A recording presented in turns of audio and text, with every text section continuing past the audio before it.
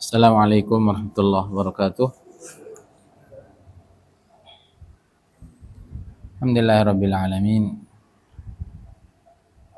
Wa bihi nasta'in ala umurid dunya waddin. Salatu wassalamu ala asyrafil anbiya'il mursalin sayyidina Maulana Muhammadin sallallahu alaihi wa ala alihi wa sahbihi wa man tabi'ahum bi ihsan ila yaumiddin, amma ba'd. Subhanaka la ilma lana illa ma 'allamtana innaka antal alimul hakim. Rabbi shrah li sadri wa yassir li amri wa hlul 'uqdatam min lisani yafqahu qawli. Rabbi yassir wa la tu'assir, Rabbi tamim bi khair.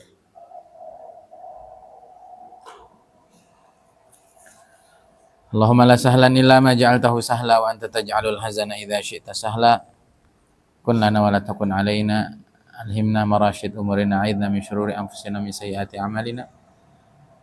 Rabbi fala takilni ila nafsi tarfata ain wa la aqalla min dhalik wa la tanza' minni salihah ma a'taitani wa zidni min. Al-Fatihah. A'udzu billahi minasy syaitonir rajim.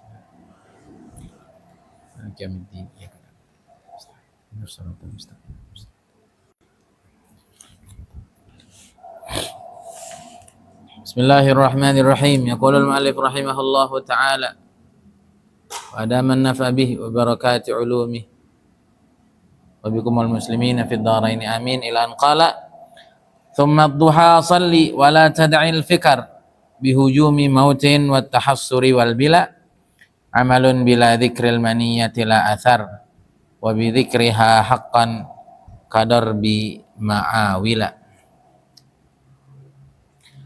Kemudian di waktu duha, sholli, sholatlah engkau, wala tada', dan jangan pernah meninggalkan, al-fikar, merenungi, memikirkan, bihujumi mautin, datangnya kematian secara tiba-tiba, wattahassuri, dan penyesalan terhadap waktu yang tidak digunakan untuk hal-hal kebaikan, wal bila, juga berpikir tentang keadaan kita nanti di alam kubur. Amalun bila dzikril maniyati la athar, amal yang tanpa mengingat mati tidak ada pengaruhnya sama sekali. Wa bi dzikriha haqqan kadar bi ma'awila, dan dengan mengingat mati maka amal itu menjadi sangat bernilai. Setelah kemarin kita menjelaskan bahwa habis sholat isyraq itu baca Quran, maka selepas itu di waktu duha nanti ketika matahari sudah semakin beranjak naik, maka kita disunnahkan untuk sholat duha 2 rakaat, 4 rakaat, 6 rakaat, atau 8 rakaat. Paling banyak berapa duha? Dalam fikih Syafi'i 12. Tapi yang paling utama 8. Kenapa? Karena itu yang biasa diamalkan oleh Nabi Shallallahu Alaihi Wasallam. Jadi yang diistiqomahkan Nabi itu 8. Waktunya adalah dari sejak matahari naik seukuran 1 tombak sampai waktu istiwa, sampai waktu zuhur tiba. Ya, sejenak sebelum zuhur tiba. Waktu duha yang paling baik, jadi waktu duha itu dari mulai waktu isyraq sampai menjelang zuhur banget, itu waktu duha panjang. Maka kalau nggak sempat sholat duha, wah itu mah asli males itu. Kalau tahajud kan perlu tidur dulu dan bangun, ada susahnya. Kadang-kadang kita nggak nyadar, kadang-kadang kecapean. Tapi kalau duha ini panjang, makanya sebaiknya sebelum beraktivitas duha dulu sebaiknya. Karena kalau udah di tengah aktivitas kadang-kadang malas lah, kadang-kadang berkeringat lah, mau mandi dulu lah, harus izin dulu, macam-macam. Itu sebaiknya di awal. Kalau di awal insya Allah nggak akan lewat. Walaupun waktu yang paling utama idza madha rub'un nahar, kalau sudah berlalu 4 siang. Jadi katakanlah dari mulai terbit matahari sekarang kurang lebih setengah 6 udah terbit tuh, sampai setengah 12. Berapa tuh? Setengah 7, setengah 8, setengah 9, setengah 10, setengah 11, setengah 12, 6 jam. Berarti 1,5 jam. Habis setengah 6 berarti jam 7. Itu waktu duha yang terbaik. Itu waktu duha yang terbaik. Mentingin waktu duha yang terbaik atau mentingin duhanya? Ya sebaiknya kalau kita sudah punya kontrol yang baik ya lakukan di waktu terbaik. Tapi daripada enggak ya mendingan tadi aja. Kita mau ngejar yang terbaik malah lewat.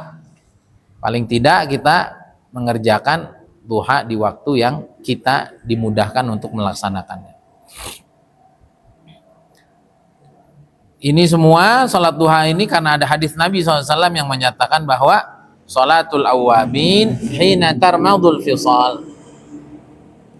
Salat awwabin, salatnya orang-orang yang senantiasa kembali dan tobat kepada Allah, maksudnya salat duha, waktunya adalah hina tarmadul fisal.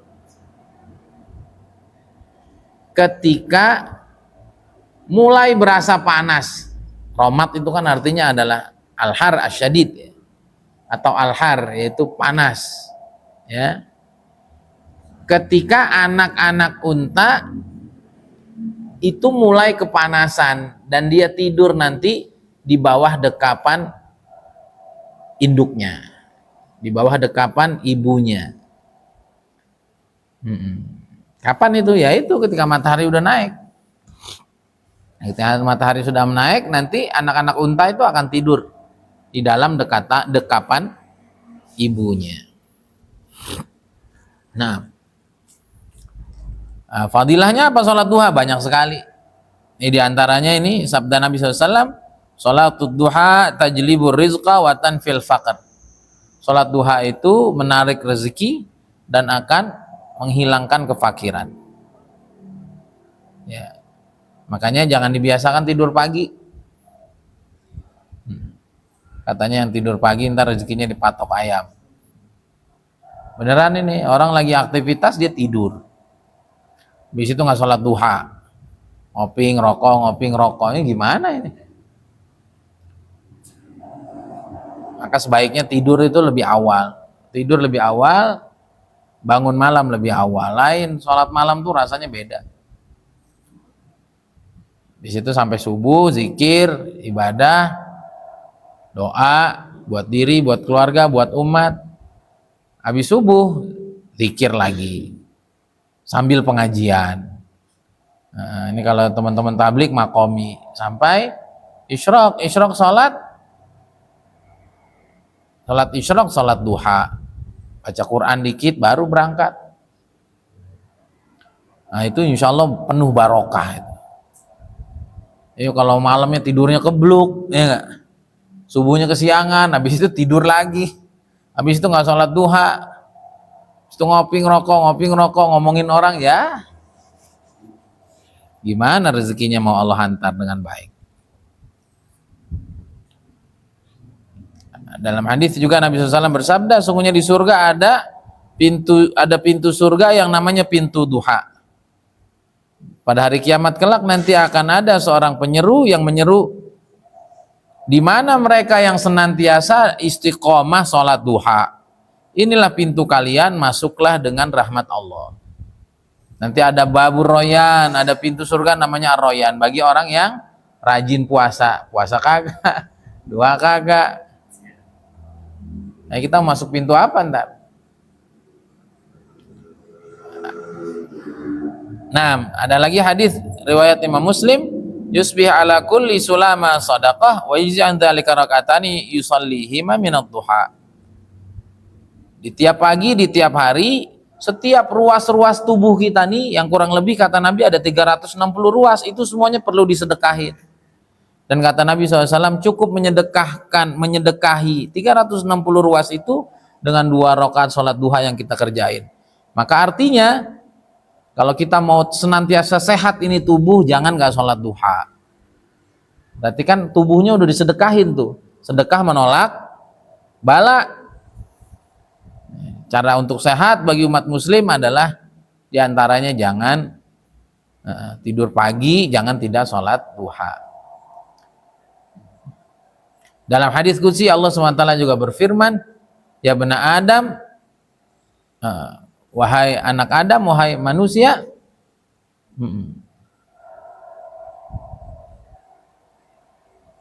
sholli arba'a raka'atin fi awalin nahar akfika akhirah au kama qala alaihi salatu wassalam.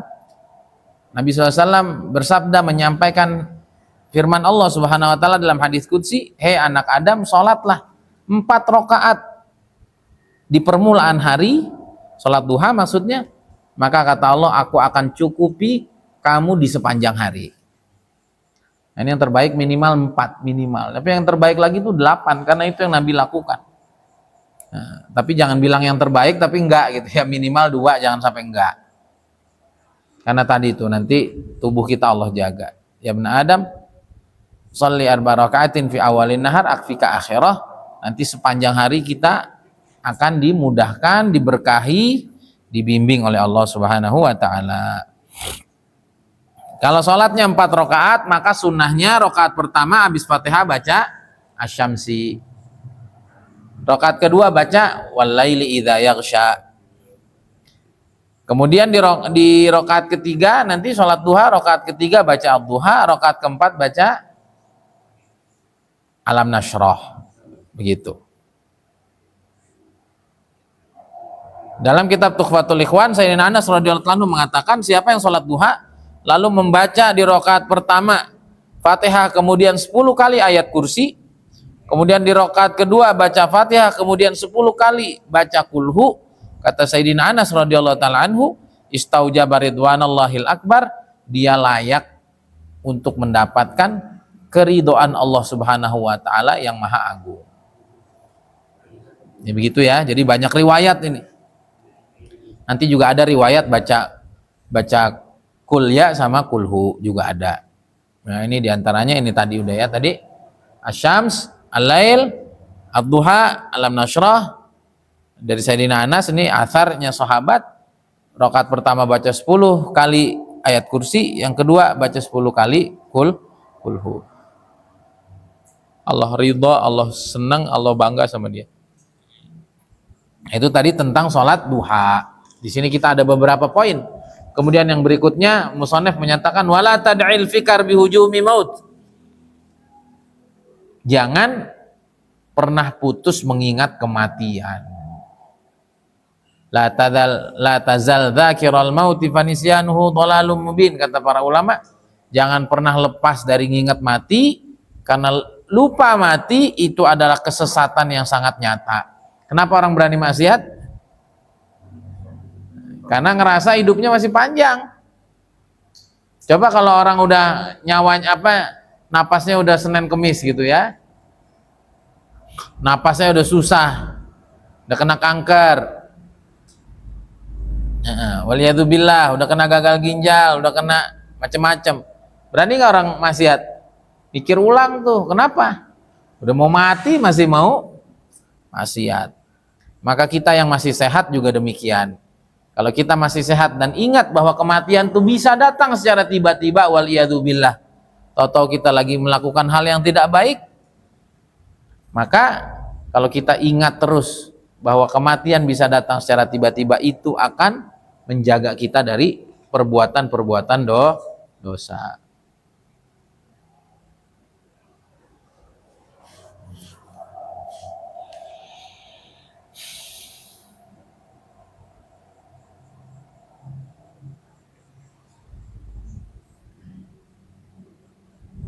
Kemudian yang perlu diingat juga wa fit tahassuri ala ma dhaya'tahu min umrik wa fil bila fil qabr. Kemudian juga yang harus kita senantiasa ingat adalah jangan sampai kita lepas dari menyesali waktu-waktu yang lewat dalam keadaan kita melakukan hal-hal yang tidak Allah ridhoi. Jadi harus ada dari waktu-waktu kita mengistighfari, menyesali, meminta ampun kepada Allah Subhanahu wa taala dari waktu-waktu yang sudah lewat, yang pernah kita isi dengan ghaflah, yang pernah kita isi dengan maksiyah, yang kita isi dengan dosa-dosa. agar kita betul-betul menyesalinya, kita betul-betul meminta ampun kepada Allah, betul-betul kita taubati dengan harapan Allah mengampuni kita, dan di masa depan dengan penyesalan itu kita tidak mengulanginya kembali. Ini aktivitas-aktivitas berpikir yang tidak boleh lekang dalam sehari, dalam 1 kali 24 jam, diantaranya mengingat-ingat masa lalu yang tidak baik untuk kita sesali dan istighfari. Kemudian yang berikutnya termasuk tafakur yang harus senantiasa kita lakukan adalah wafil bila fil qabr. Kita harus ingat di mana nanti tubuh kita akan hancur, kita akan sendiri, kita akan menghadapi semuanya dalam keadaan gelap, tidak ada yang menemani, dan kita semua akan masuk ke dalam kubur. Yang ngeri ya kalau kita nganterin orang ke kubur itu, kita tinggalin, ya Allah. Kalau amalnya nggak cukup, kalau bekalnya tidak cukup, begitu mengerikan kehidupan di alam kubur. Nah, kata beliau, sesungguhnya amal ibadah yang kita lakukan sambil mengingat mati, amal ibadah yang kita lakukan sambil mengingat bahwa kita nanti akan kembali kepada Allah, kita akan pertanggungjawabkan semuanya, pada yang demikian itu terdapat banyak sekali manfaat untuk asupan ruhani dan fikir kita, sehingga kita akan jauh lebih semangat, kita akan lebih khusyuk, kita akan lebih mudah istiqomah dan selainnya. Namun sebaliknya, jika itu tidak kita lakukan, maka amal tuh nilainya jadi kosong. Amal tapi yang diingat dunia, amal tapi yang diingat ria, amal tapi yang diingat adalah malas, capek. Padahal ini semua adalah bekal kematian kita. Ini adalah sesuatu yang akan kita bawa pulang.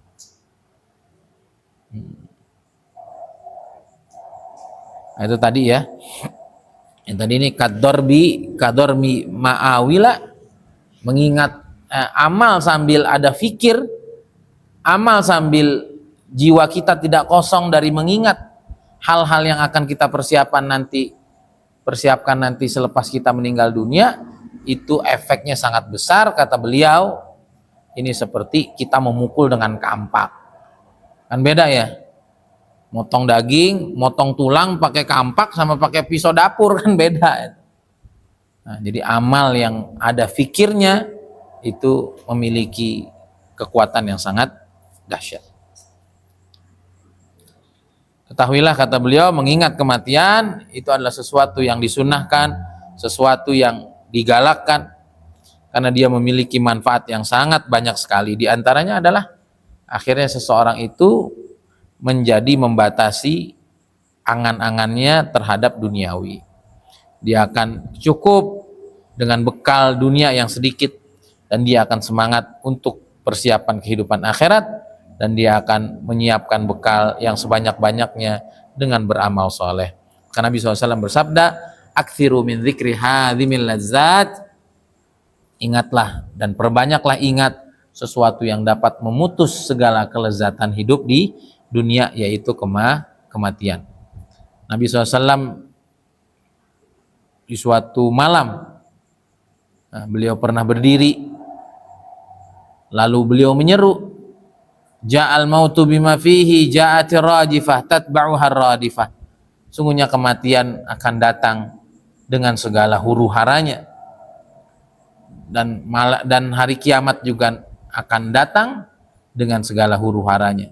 Ketika Nabi SAW ditanya, siapakah orang cerdas itu? Maka Nabi SAW menjawab, aktsaruhum lil mauti dzikra, orang yang paling banyak ingat kematian. Wa ahsanuhum lahu isti'dada, dan orang yang paling baik mempersiapkan kematian. Ulaikal aqyas, mereka adalah orang-orang cerdas. Dhahabu bi syarafid dunya wa na'imil akhirah, mereka pergi dari dunia membawa kemuliaan dunia, dan mereka kembali mendapatkan kenikmatan akhirat. Dia tinggalkan dunia dengan tinggalan-tinggalan positif yang sudah dia kerjakan. Aktsaruhum lil mauti dzikra, aktsaruhum lil mauti dzikra wa ahsanuhum lahu isti'dada. Ulaikal aqyas dhahabu bi syarafid dunya wa na'imil akhirah.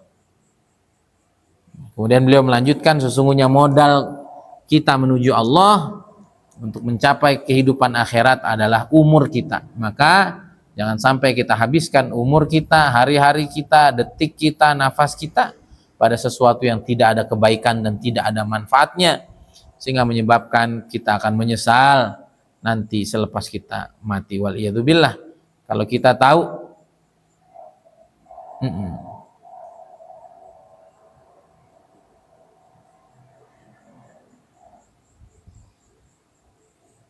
nah, kalau kita tahu bahwa nanti di akhirat kelak, ya, itu akan ditampakkan kepada kita hari-hari kita, siang dan malam kita, dalam bentuk apa? Dalam bentuk lemari-lemari, ya. Yang lemari itu berisi 24 kotak. Ya. Maka orang yang mengisi hari-harinya, waktu-waktunya dengan taat kepada Allah Subhanahu wa taala, maka lemari dengan 24 isi kotaknya itu akan penuh dengan cahaya. Masya Allah. Dan hari yang diisi dengan maksiat, maka lemari itu akan penuh dengan kegelapan. Dan hari yang tidak diisi dengan taat dan maksiat, dia nganggur aja, maka dia akan temui isinya kosong, gak ada apa-apanya. Sehingga akhirnya dia menyesal ketika melihat isi dari bekal-bekalnya itu kosong, karena dia tidak mempersiapkannya dengan sebaik-baiknya, dia tidak dapati bekal yang cukup untuk di akhirat kelak. Adapun orang yang mendapati lemarinya, kotak-kotak lemarinya itu dipenuhi dengan kegelapan, maka saking menyesalnya, kalau bisa mati lagi dia akan mati. Saking sedihnya. Hanya saja di akhirat sudah tidak ada lagi kematian. Ya, jadi kalau kita isi dengan taat, maka lemari-lemari kita akan terisi dengan cahaya-cahaya maksiat, kegelapan. Kalau kita isi dengan hal-hal yang tidak ada manfaatnya, lemari amal itu adalah kekosongan, dan itu akan menjadikan penyesalan yang selama-lamanya. Oleh karena itu, kalau kita sudah memahami itu, maka kita tinggal memilih. Semasa kita masih bisa memilih di kehidupan dunia, kita masih sehat, Allah masih kasih kesempatan umur, apa yang kira-kira bermanfaat dan akan meningkatkan derajat kita nanti kelak di akhirat. Fa innaka law qadamta kharajal amru an ikhtiyarik wa badara wa la tusawwif wa badir wa la tusawwif. Nah, karena kalau waktu itu udah lewat, ya kita udah nggak bisa memilih lagi. Maka sekarang bersegeralah, jangan menunda-nunda, karena menunda-nunda itu adalah suatu kebaikan. Nah, dan manusia tidak pernah tahu apa yang akan terjadi di dalam kehidupannya di masa depan.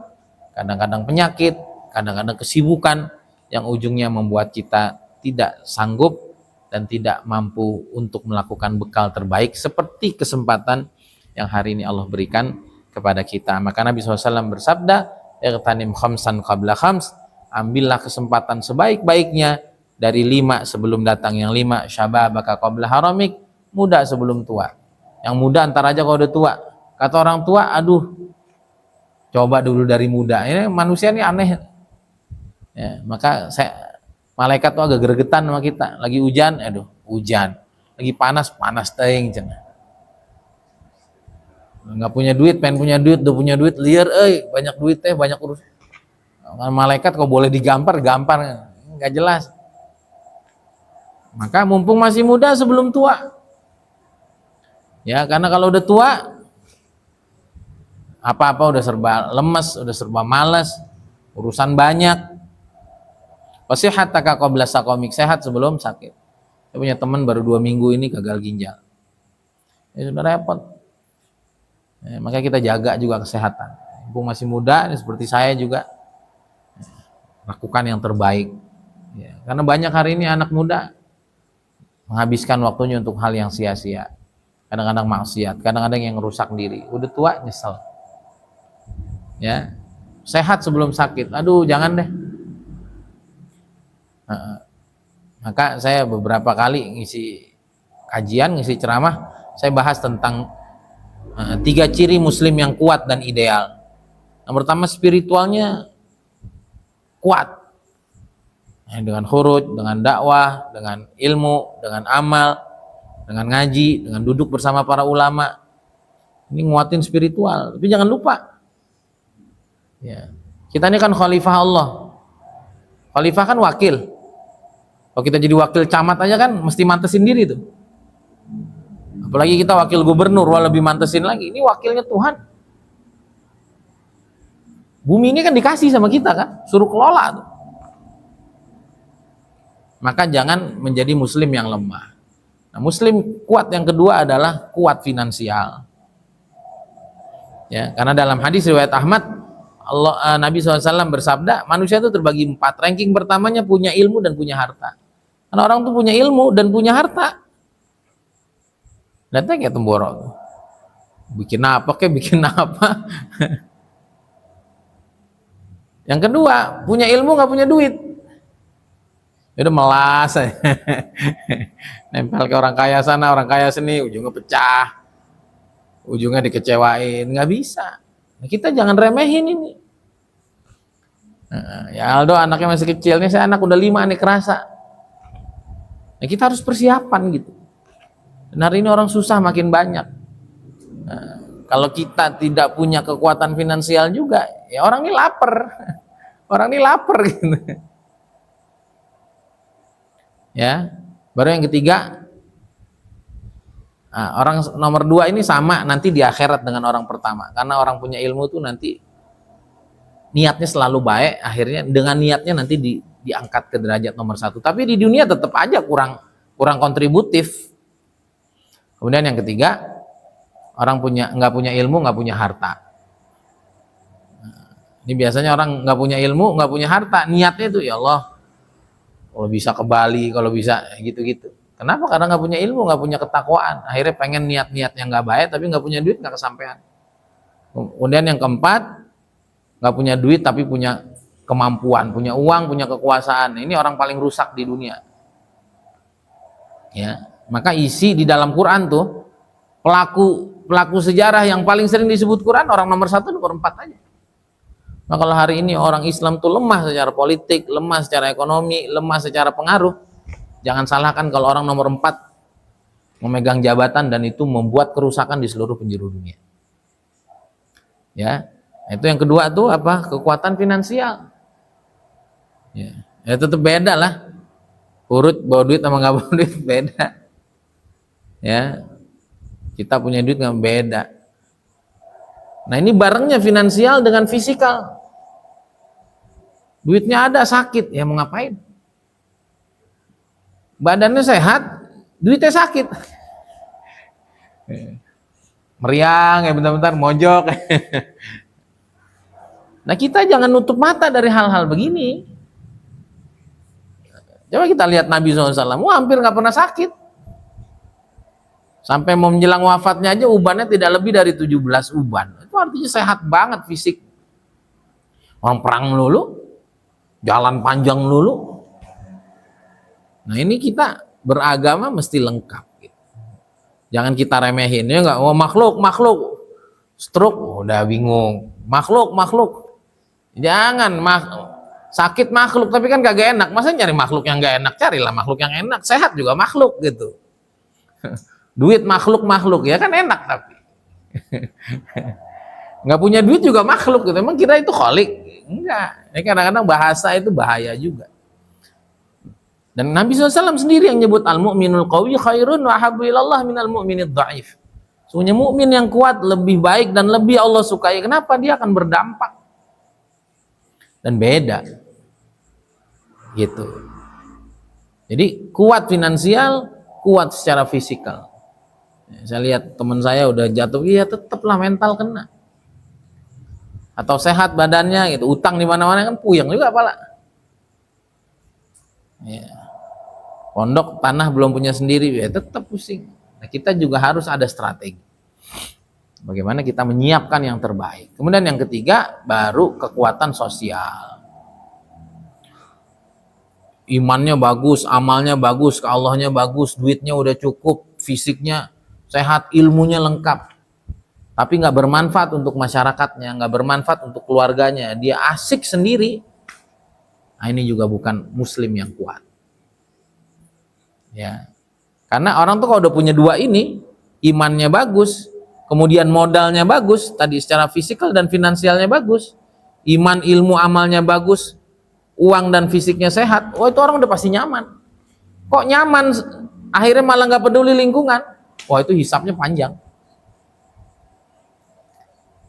Nah, jangan juga begini, udah saya mah yang penting baik sama lingkungan, bermanfaat sama lingkungan, walaupun sama Allahnya biasa-biasa aja, walaupun saya nggak kaya-kaya amat. Nah, terus mau aktif sosial di mana? Ya, kalau orang tuh sama Allahnya nggak bener, gimana mengurusin orang? Ngurusin diri sendiri ya nggak beres. Jangan. Jadi 3 ini satu paket gitu. Bahkan nomor 3 ini adalah hasil dari 1 dan 2. Ya, coba tuh di sejarah siapa tuh yang ngasih ratusan kuda, yang ngasih ribuan dirham, ribuan dinar dalam peperangan? Sayyidina Utsman. Sayyidina Bilal ada? Yang nggak ada. Tetap maksudnya jangan kita pungkiri bahwa peran-peran orang kaya, peran-peran uang yang kuat, badan yang sehat, itu nggak bisa dipungkiri. Tadi saya juga agak telat bangun tidur, pusing sebelah sini, aduh, sok angin kayaknya, pijitin istri, tetap beda fisik, jangan diremehin gitu, jangan diremehin. Ya termasuk lah, kita kan mondok ya, mondok salaf, habis itu tablik, wah sama duit tuh, ada Allah, belum aja kepentok.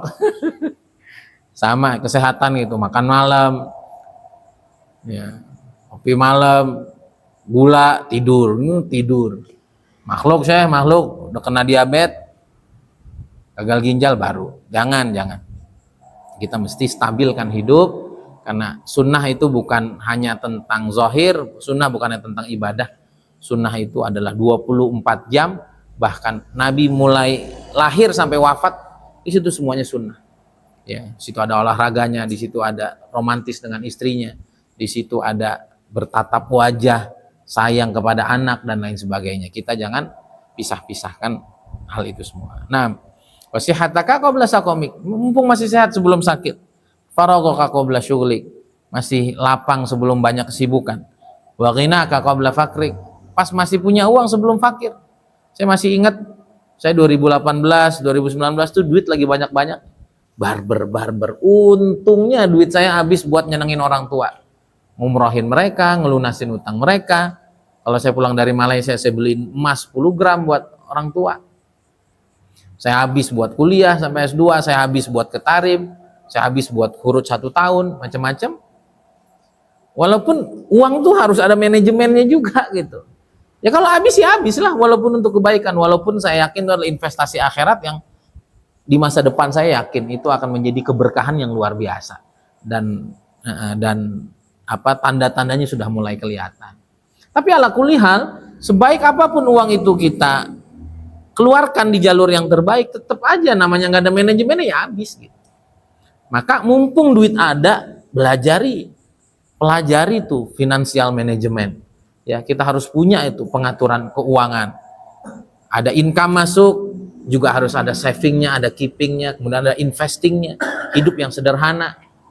Uang masuk, yang pertama kali sedekah, kemudian yang kedua kali tabungan investasi, yang ketiga kali dana darurat, yang keempat kali lifestyle baru.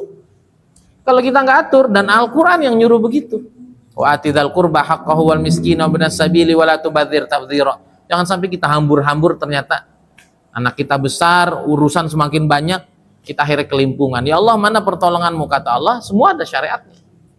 Nah, maka mumpung uang kita masih ada, kita gunakan sebaik-baiknya. Dan terakhir, wahayataka qabla mautik, mumpung masih hidup. Udah banyak orang yang dalam kubur, mereka ingin kembali lagi ke dunia, hanya ingin mengucap syahadat. Yang kafir, muslim hanya untuk sholat 2 rakaat lagi. Maka inilah kehidupan yang Allah berikan kepada kita, kita ambil sebaik-baiknya, kita betul-betul maksimalkan agar kita tidak pernah menyesal dunia sampai akhirat. Terakhir kata para ulama, innama anta akhbar fatayyibu akhbarakum, kita ini di dunia ini hanya mengukir cerita, maka ukirlah cerita yang terbaik yang akan dikenang oleh orang-orang yang bersama kita. Hadza billahi taufik, subhanakallah bihamdika asyhadu an la ilaha illa anta astaghfiruka wa atubu ilaik. Assalamualaikum warahmatullahi wabarakatuh.